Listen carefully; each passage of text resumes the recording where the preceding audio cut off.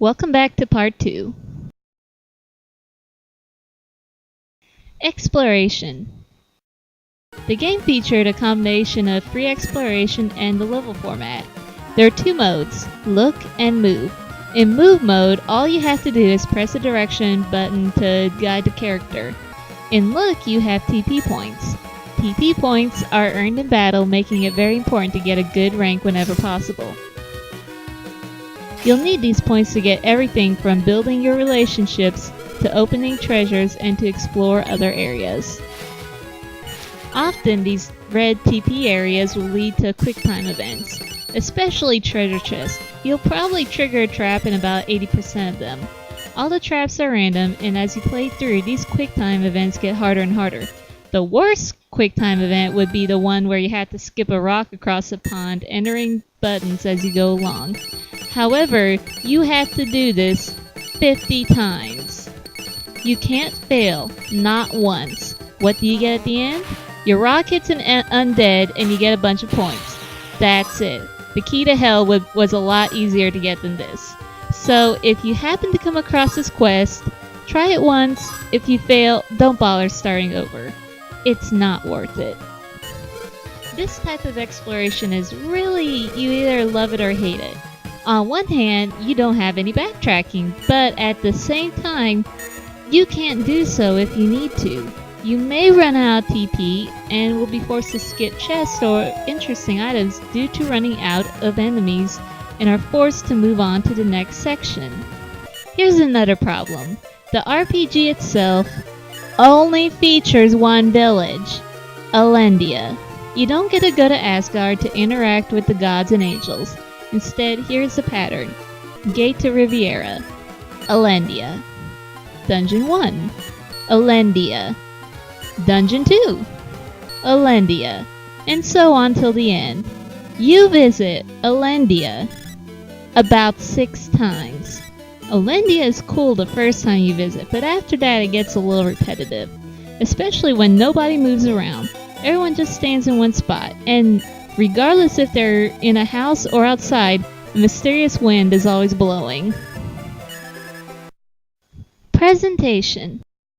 Part of the appeal of the main characters in the game would be their art design.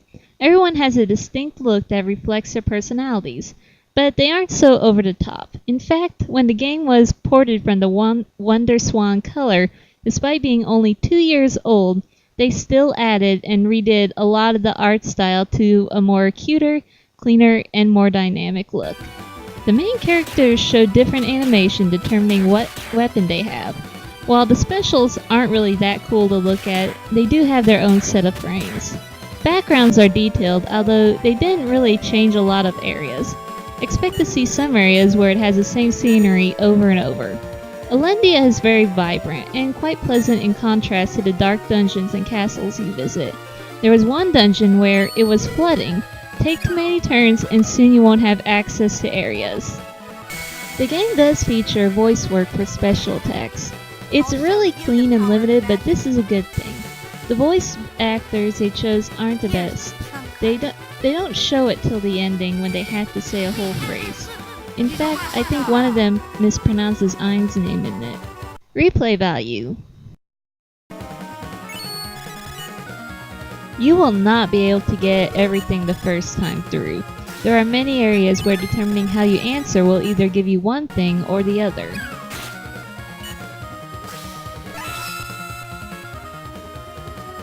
Then you have the relationship system where you can try and hook up Ein with one of the girls or even a cat, giving you a total of 6 different endings, with the 6 being the worst.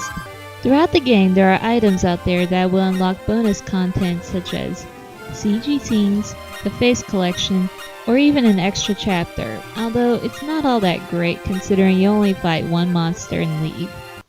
Overall, this game took quite a while to make.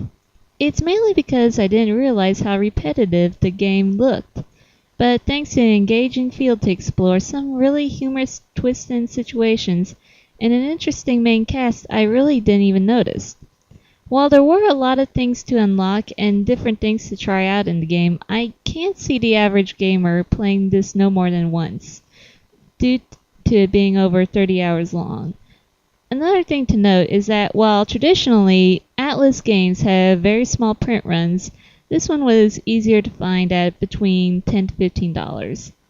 Final score, 80%. Next up, the second episode of the Department Heaven series, Yggdra Union. Thanks for listening.